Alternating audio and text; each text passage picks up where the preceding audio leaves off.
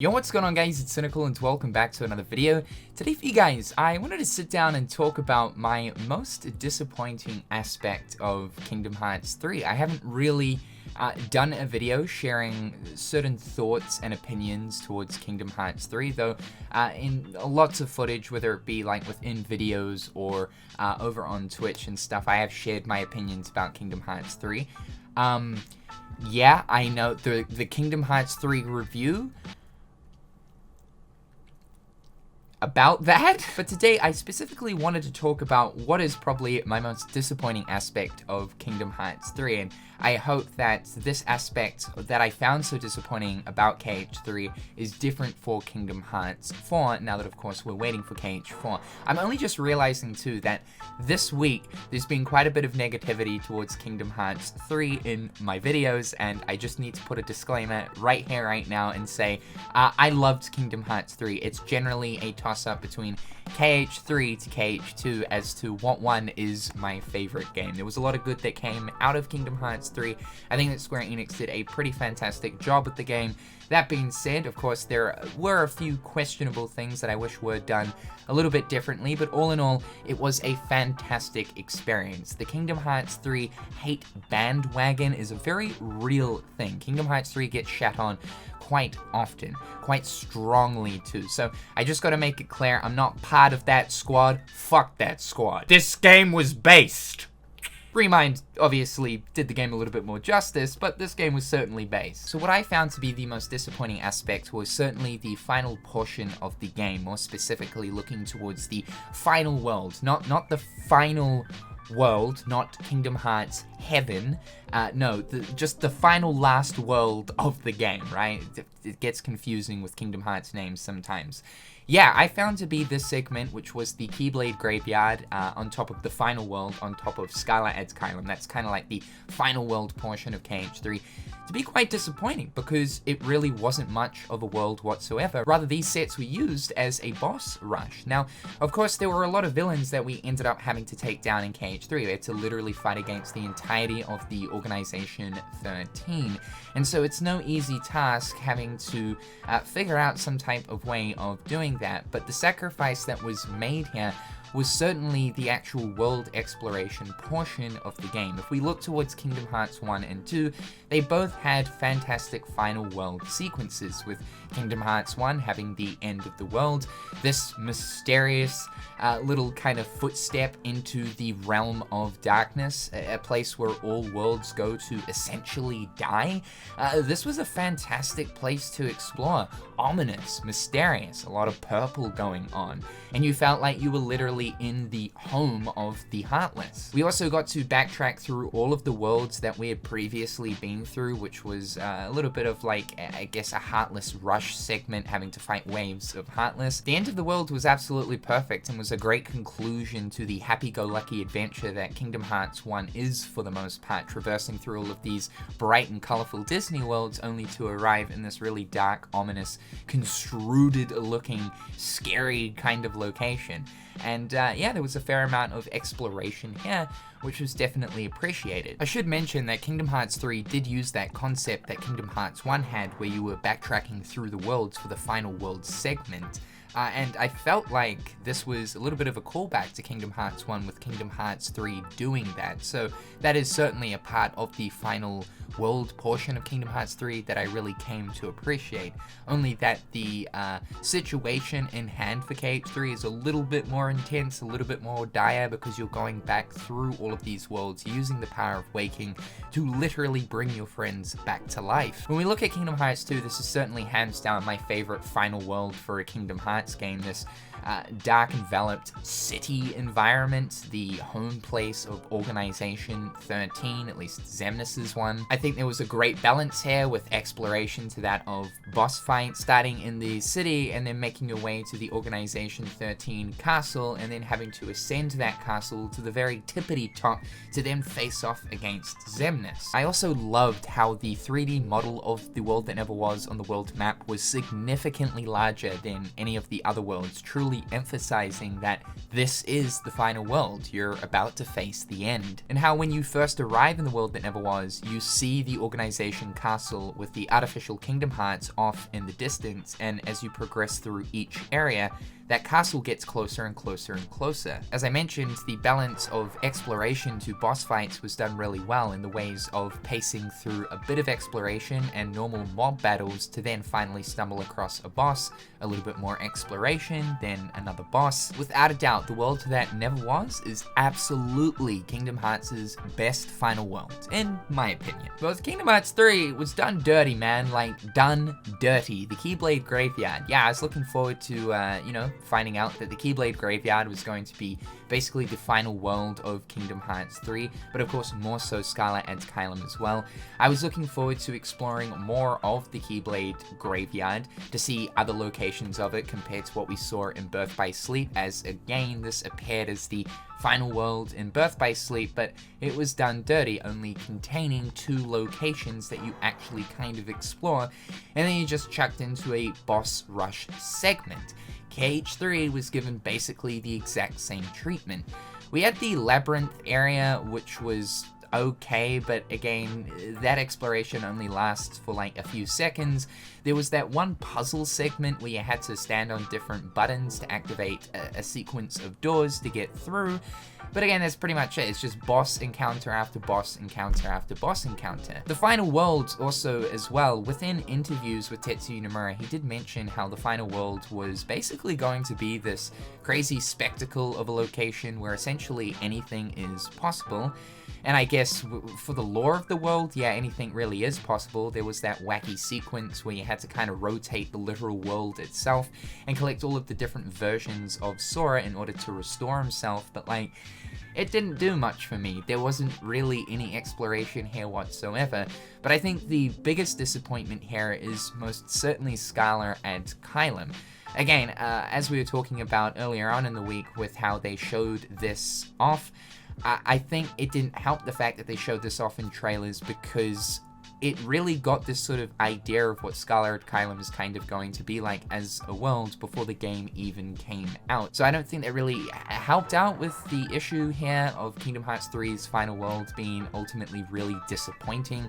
And Scala and Caelum is a place that you want to explore from top to bottom. It's an absolutely gorgeous location, and I was really excited for this only because if we look towards the final worlds of Kingdom Hearts 1 and 2, they're quite dark, scary, and odd, whereas Scala and Caelum was bright, beautiful. The sun's out, the sun's shining, the architecture of this place looks absolutely simply gorgeous. The idea of running on top of all of these different rooftops and scaling buildings and stuff with the new parkour system was something that I think a lot of us were really looking forward to. But when finding out you arrive in Scala and Caelum, and before you stands this massive multi-tiered city, only to then find out you then move forward and then it's a cutscene and then the Xehanort replica encounters and whatnot, and then you're just sent straight up to the tippity top of the castle, and then it's just more boss encounters.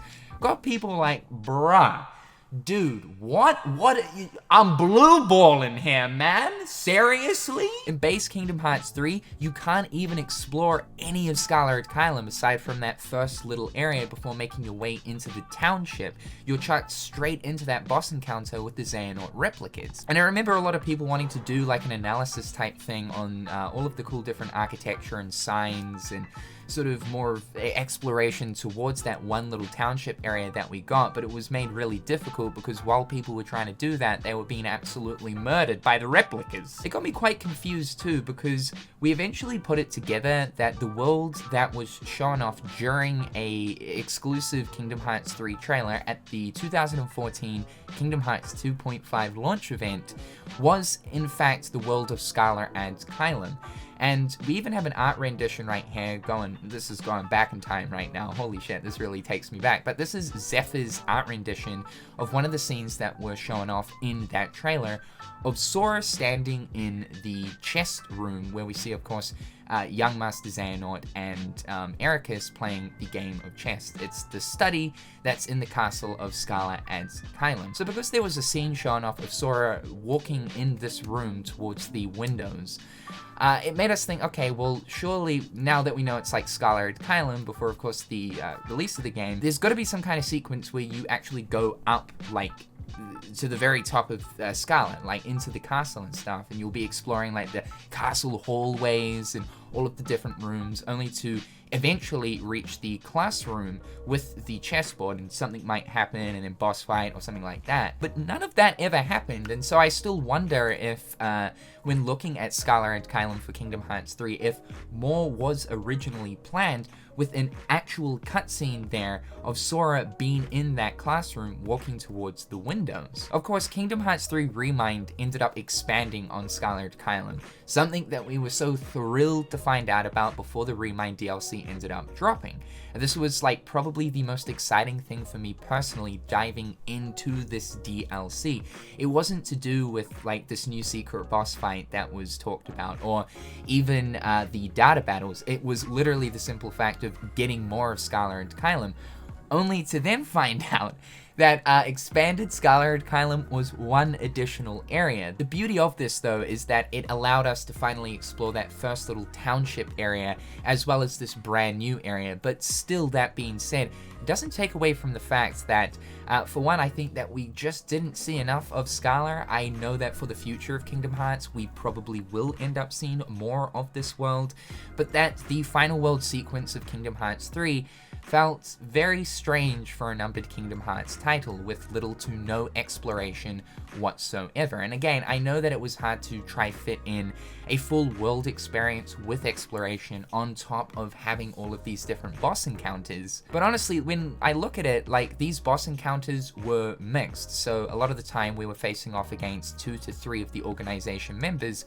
at one time. I still feel like there could have been room to at least make more exploration in at least the Keyblade Graveyard, or of course Scala and Caelum. I don't think there would have been really anything wrong with having these different exploration sequences of at least more of the township area, and then of course the castle, ascending up to the very tippity top. It was just kind of like, alright, we're in Scala, we do a fight, we're at the top of the castle, we kill Xehanort. Nice! Not just that, but there are some theories floating around that the ruins that appear in Kingdom Hearts 3's Keyblade Graveyard could potentially be Scala, not the Scala that we go and visit in Kingdom Hearts 3, the new version of Scala, but more so potentially that ancient Scala that is going to appear in Kingdom Hearts Missing Link. There's some sort of similarities to some of the architecture that can be seen in ancient Scala to that of the ruins that appear in Kingdom Hearts 3. That being said too, this could just be Scala and Caelum as we know it, the actual ruins.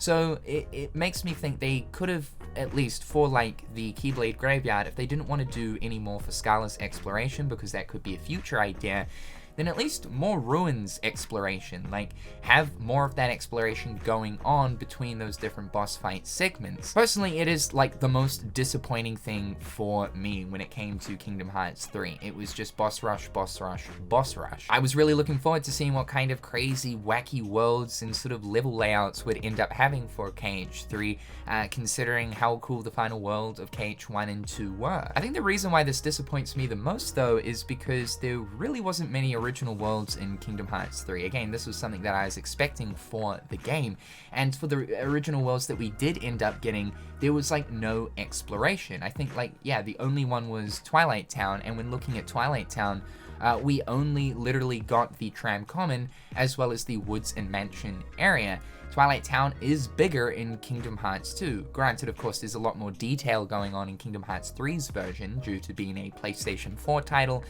but still. So I was really hoping that for the final world sequence of Kingdom Hearts 3, we would get a fully fleshed out original world with all of the to be expected exploration with chests and all sorts of cool things integrating the new parkour system, but we just didn't get it. I think Kingdom Hearts 2 really did a good job of having this nice balance of original worlds and Disney worlds. We had Twilight Town, we had the world that never was, as well as Radiant Garden, Hollow Bastion, all of which consisted of a perfect amount of exploration to that of the different sequences that were involved in those worlds. So when looking at the balance of like original worlds and Disney worlds and the exploration and different sequences that were involved in both of which for Kingdom Hearts 2 specifically, I hope the same thing is followed through in Kingdom Hearts 4. It's going to be really interesting to look at Kingdom Hearts 4 now that there's just so much feedback that was given towards Kingdom Hearts 3 about things that were ultimately really good and beneficial for the Kingdom Hearts series, but things that people really didn't enjoy. Square Enix are usually most of the time pretty good at listening and taking in feedback, so I'm really confident that Kingdom Hearts 4 is going to be something truly special. And a lot of those things that we really wanted in Kingdom Hearts 3 will hopefully be executed in Kingdom Hearts 4. I do want to mention that with talking about all of this, I don't want it to come across as me being ungrateful for those ending scenarios that we had towards the end of Kingdom Hearts 3. I thought that some of these set pieces were absolutely incredible, and that most of the fights here for the final stretch of the game were really well done. Like when looking towards the Demon Tide fight, when looking at the Union Cross segment with Sora literally using all of the different power from a bunch of the different Union members. Yeah, it was really cool, and to finally face off against all 13 of the Organization 13 was something pretty special, even though some of the fights weren't really that spectacular. I'm looking at you, Luxord, though I think that was intentional on Square Enix's behalf. Yeah, I really did enjoy the finale of Kingdom Hearts 3. I just feel like the world layout could have been fleshed out a little bit better.